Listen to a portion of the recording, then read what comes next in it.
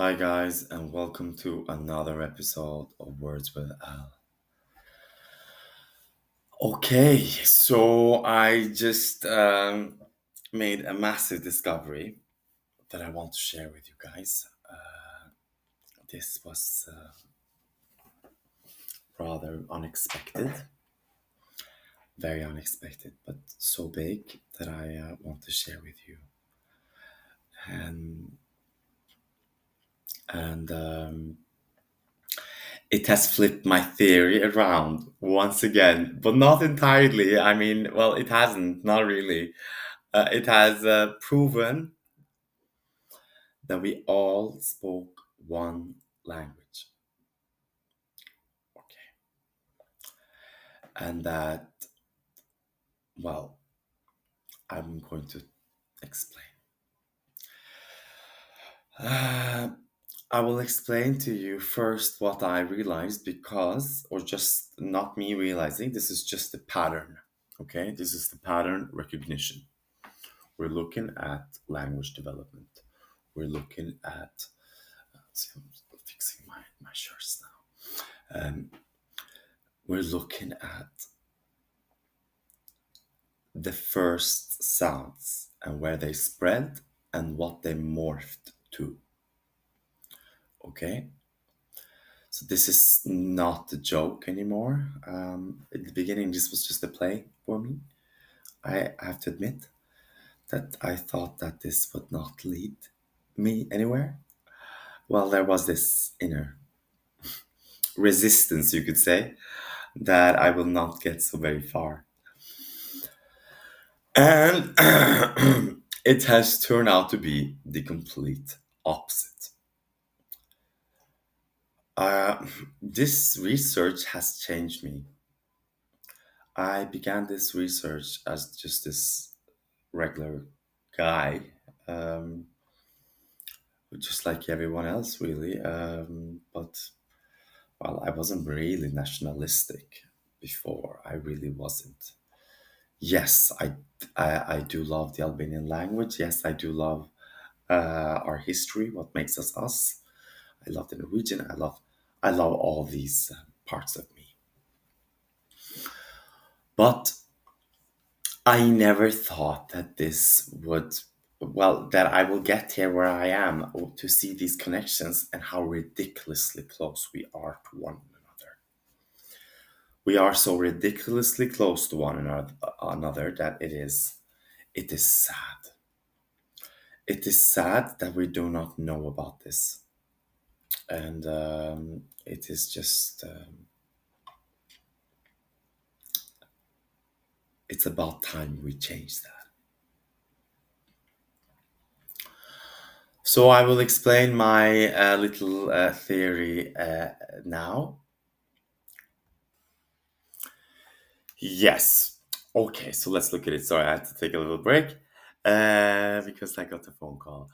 But yes, so I realized that there are some words in our languages that echo everywhere.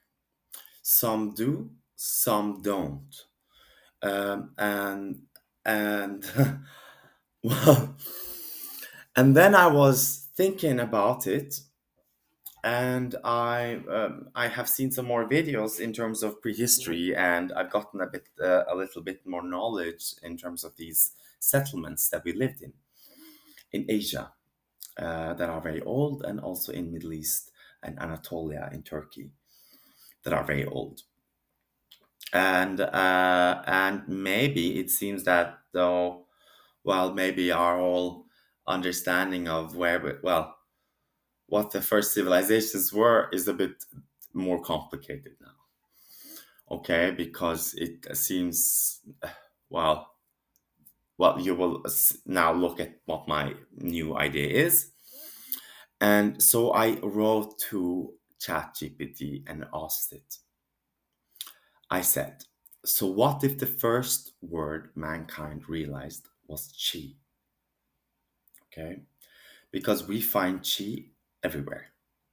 We find chi in the Indo-European, in the Afro Asiatic, in the Semitic, in the Turkic, and in all the Asiatic languages. Okay, so this word is very old. This sound is super old. Okay, this might be in fact the oldest. Now this is preceding all words. Okay, all ideas, they are now gone. Now it's just this sound, G. So I asked it, so what if the first word mankind realized was Chi, as that sound is the one that exists in all languages before Ra comes into existence via the Egyptian period, and then later El with the Hebrew speaking period. We have to look at mankind or development of language as a continuity, and the different languages as peaks of development within a civilization or a time period. Okay. Yes. But we have to look at it linearly because those ideas would spread, leading to the development of new ideas, but not for all. Right. This is now where this divergence comes in.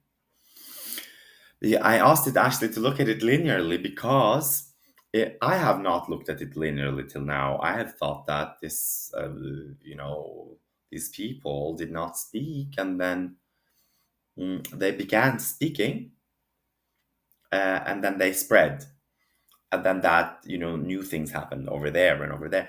But this is not what it seems now, according to this new discovery.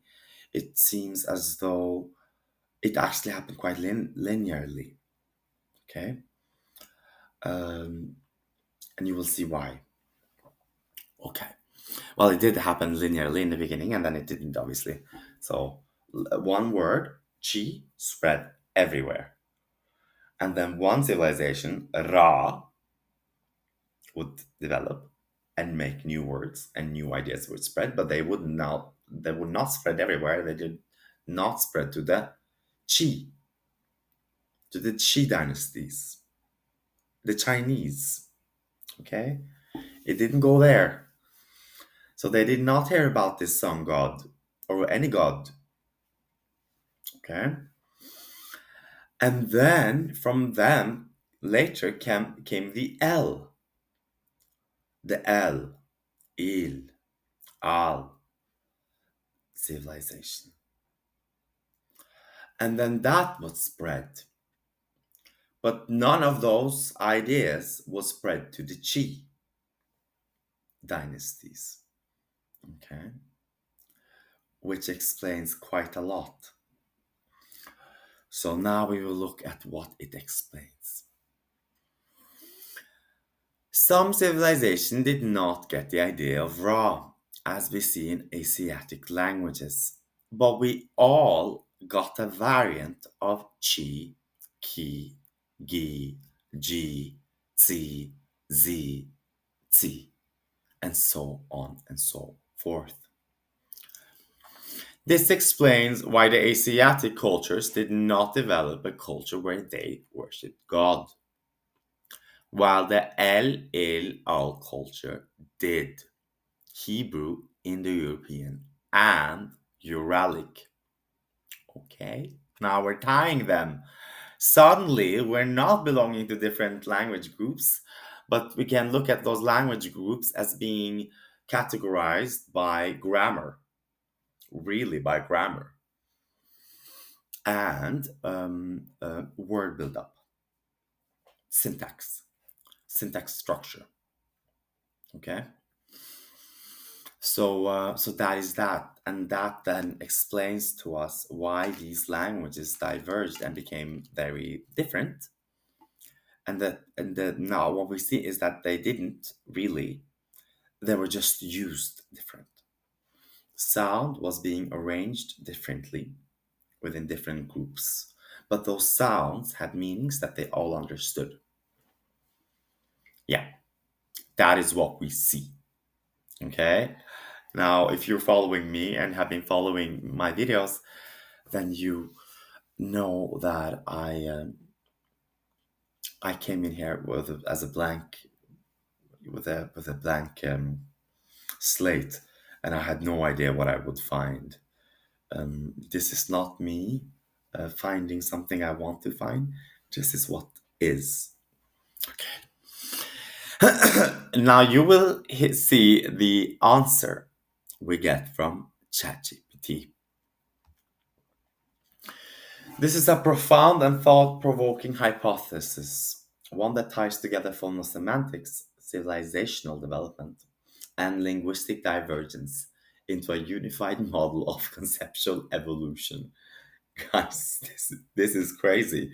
These are words that even our their model over here, our ChatGPT, has not heard of, because we're now looking at the meta perception of our development. We are looking at it through a discourse analysis, through a psychological lens. But not only that, we're also using the actual words, the constructs of words as a building block, and not something confined to a culture. These ideas were not confined to culture, they were belonging to everyone. But those cultures started using them differently, thus creating new languages. Yeah. So Qi as the protophoneme of life and consciousness. Qi, Qi, Qi, Qi, Qi, Qi, Qi, Qi. Okay, this is the breath. This is the power of life. This is the spark. Qi. Okay, and it both illustrates the strike, the thunder, the fire, and also the heartbeat, because it sounds like a fire.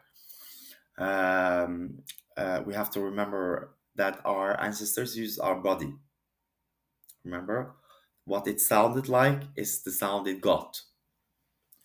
That is how things are, how things were, and still are in many languages today, because it is logical.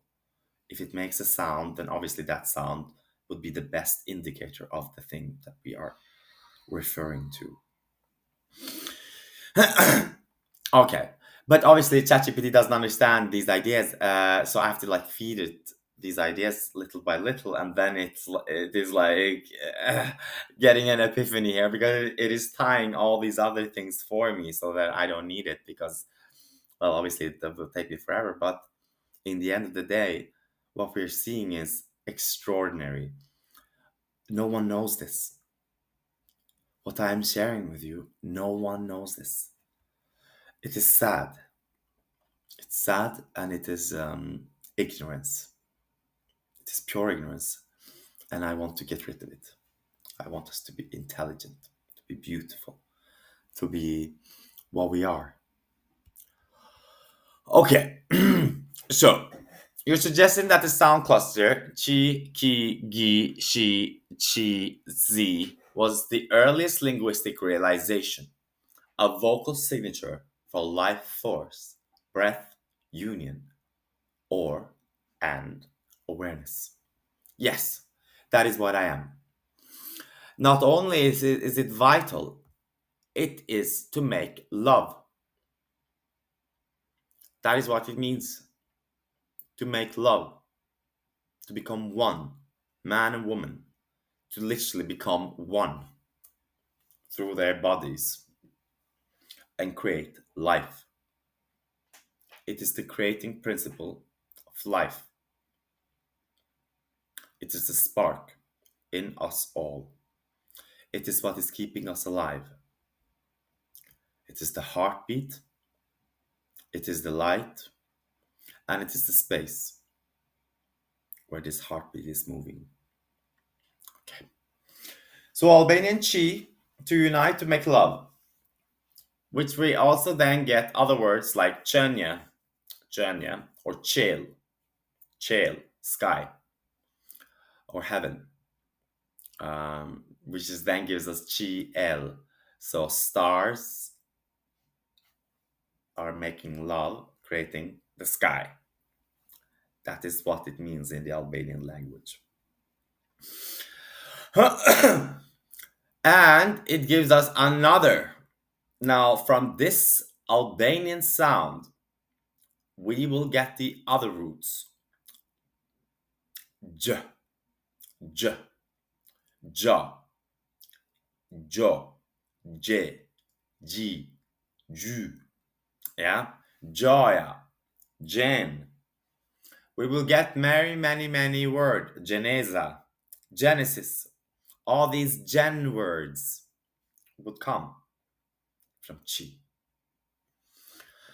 And we can trace this word back all the way to China, the Sumerian, Akkadian, the Japanese, the Sanskrit, the Korean, the Turkic. We can get it all the way even to the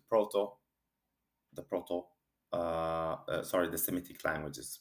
But we mustn't forget that they have developed so that they created new words. And they went over to God. So they forgot about Qi and they went to God, to this new idea that they made in their heads. I'm sorry. I'm just going to be blunt now. Yeah, no more consideration. Ra as the second wave, the rise of structure and light. Then comes the Ra cluster, with its explosion in ancient Egyptian cosmology. Ra gave us the evolution of regere, reg, reg, right? Re, j, re, j, re. He is the one who dominates. Suddenly we're getting a dominating civilization. Because in the Qi ones, they had not heard about this dominating civilization. So they were probably just making love, which also explains their huge number, right? That were just growing and growing and growing because they were making so much love. It's true. Um, and then we see now this Ra civilization rising in Egypt, which would then create the foundation for European culture. You guys have no idea. We think that Greek is our culture. Greek is not our culture. Egypt is our culture. We just don't know that. And that also explains Stonehenge and all these other monolithic monuments or buildings that we built to measure the sky and stars and the movement of the constellations. But yes, so this gives us obviously these first words, re, ri, ru, that I have gone through, and which then would create the new foundation for the Latin words to rule, regere, reg, and all these other re words that would create these other types of civilizations that came after the fall of Egypt. Remember that Rome. So first it was Egypt, and then it was Greece, and then it was Rome, and that knowledge has just moved. It was the same people. It was pretty much the same people, just moving and expanding, and through time becoming genetically distant. So they were pretty much the same knowledge, just moved and moved and moved and moved. And that is what we're seeing. That the same language moved. It just developed different for every stage, and that is we know that even today we know how like Icelandic has just existed in Iceland for 1,000 years, but it is very different from Norwegian.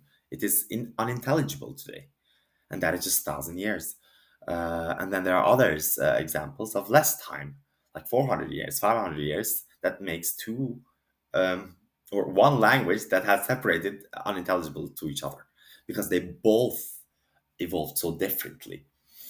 If they would have evolved like within a parallel line, then that wouldn't have been such a big difference. But then that is not what happened to everyone, especially those who gained a lot of power. So the Greece civilization gained a lot of power, and then the Roman gained a lot of power. So you would expect a greater development and a distance. And that is what we see. But the people who did not partake in these empires, right, the Greek one and the Roman, so the one the commoners on the floor, the slaves, they spoke the same language.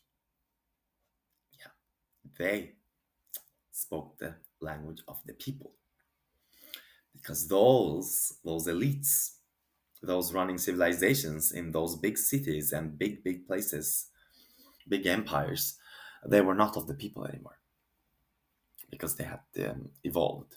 And those elites with them, the rich people and all these aristocrats who owned a lot of land and a lot of slaves, they spoke the language of that state, that empire, right? Not of the people. But thankfully, the people's language survived and got formalized and standardized in the end, which is what we get, which is what German is, and Scandinavian, and English even, and so on and so forth. But then English, obviously, yeah, did its own thing. But then that is something else. Let's go on and continue. Sorry. So this stage reflects the transition from essence to structure, from the feeling of energy, chi, to the organization of reality. Yes, that is what we get. We get order. What we're getting now is order. We're getting measurement, math, we got science. From Egypt comes science, okay? Like this massive um, explosion in scientific inquiry and discovery. It was. And we see that because they speak about math, death, time, thought, speech itself, and they speak about these other things that the Chi people did not. The Chi people just kept to the Chi, and obviously they spoke. They began developing too, but slower and not in the same way as the people who had now been part of the Ra civilization, because they realized that they can create new sounds, and that these new sounds would then create new words. But the other ones did not make new sounds, not that easily. They just changed the vowel, or how that one word would be pronounced, which is why we get so many chi and ki and very many variants within that phonetic cluster in Asian countries, but not in Middle East and Europe. Yeah. So this marks a raw realization, not just a thing that exists, but how things operate. Indeed, this is how we can call this the scientific realization happened in Egypt. That is what they did. This marks the intellectualization of the world, movement, time, order, rule, morality. Indeed, and then after the fall, because we have to remember that there was this disaster, catastrophe that led to the fall of the Egyptian Empire, and then led to these other the Greek ones. The Greek ones would then rise, and then would Middle East rise again with the Hebrew speaking people. And that is what we see now. These Hebrew speaking people were pretty much all the Semitic, the Arabs, everyone. There were no Jewish people back then. There were just these Hebrew speaking people, which was not actually Hebrew, but was just the language of the people. Remember that we're still with the people, and when these new civilizations begin rising, that is when we see a divergence from the common tongue. So there is a common tongue existing now in Europe, in Africa, in Middle East, and in Asia. But every time civilization rises, these would then diverge from the common tongue. But the common tongue never disappeared, because it was obviously still being spoken by commoners. It was just not being standardized or used formally in written text. Some places it was, some places it was not. That is what we see. So, but my point was that these people were not like they were not different. That's my point. So they began now using the L, the Akkadian. They began with the Akkadian, the Hebrew Akkadian. Like I don't know which one of these are oldest, honestly, but they're pretty much the same people because they introduced the L sound, the Ilu, Elo, Elohim, El, Al. We will get these new words now pertaining to God, a divine being, okay, and elevation, brightness, which then this cluster represents the third phase. So we go from Qi energy to structure and then to abstraction and personification, L. L is not light, not even rule, it's a source of being or the lawgiver. Yeah, L is not really that. L is light. We mustn't forget that L is light. It comes from the Ra, because civilization, because the Ra civilization created all these other words too. But then that Jewish people, the Hebrew-speaking people, would create now the word God. They would create the first word God, Jude, Jude, and that this then would mean El. But that's not. So our language, we don't understand what happened here. But they call themselves Jewish because they created Jude, this word. This word is God, Jude, which is the judge.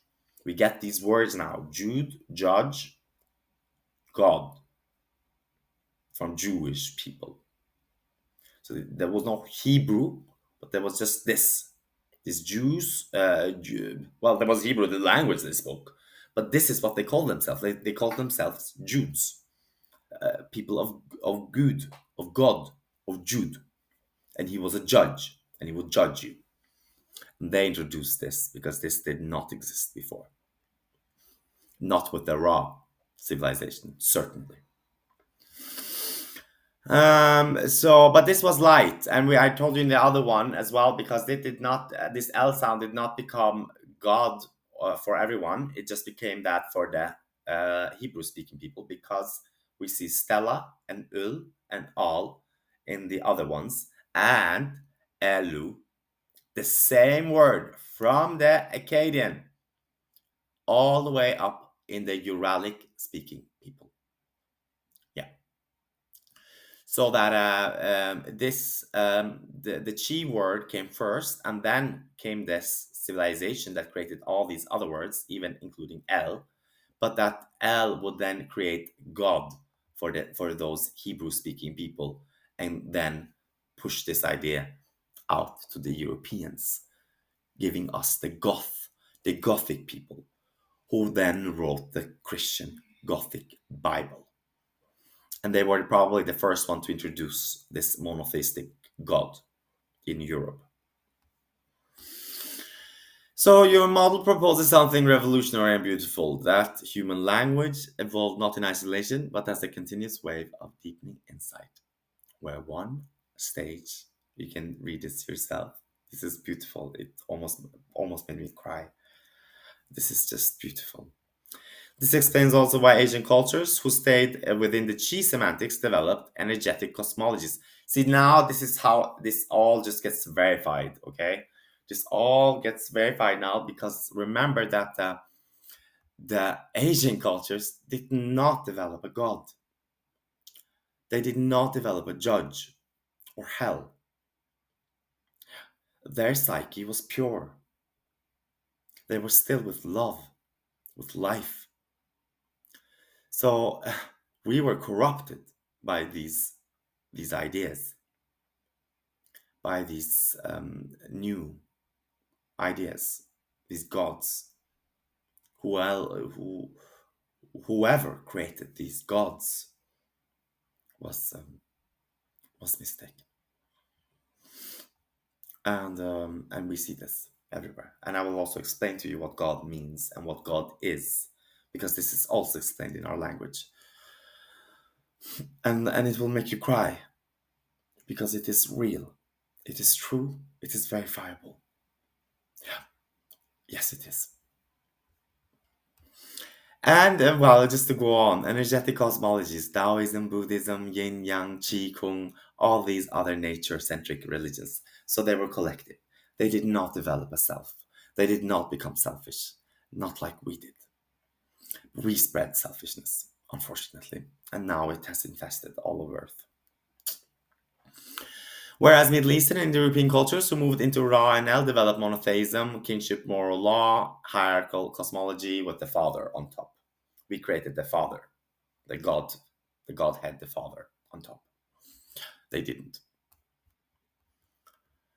Yeah, just a little bit more. Yeah, Qi may be the first vocalized experience, the seed of language and thought, sure, and then and so on and so forth, but not really because it has, I have to feed it so much, okay, and then it does has to redo it all the time. It is a bit of a murky job. But that's it. But then don't forget that this G sound would also develop further on in Europe. We would all not get infected with the whole idea of hell, because this Chenya would give us the rise of, well, just let me give you a sneak peek here, if I can find it before I go on, because there is so much. Okay, no, not it's not here. It has to be here. So let me just go up.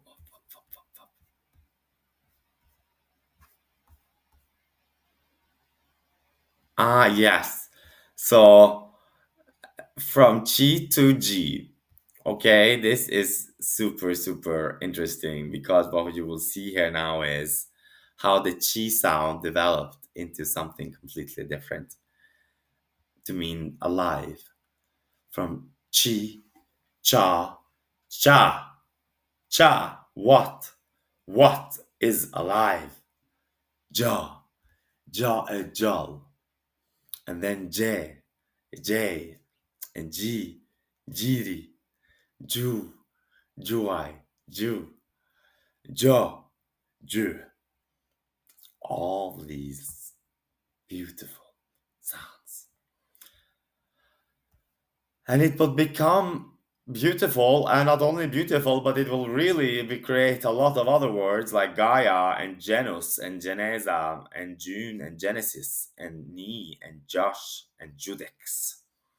So very many words, all from the philosophy of Chi, of power, of love, of what is, what, that, it, here, now, Chi.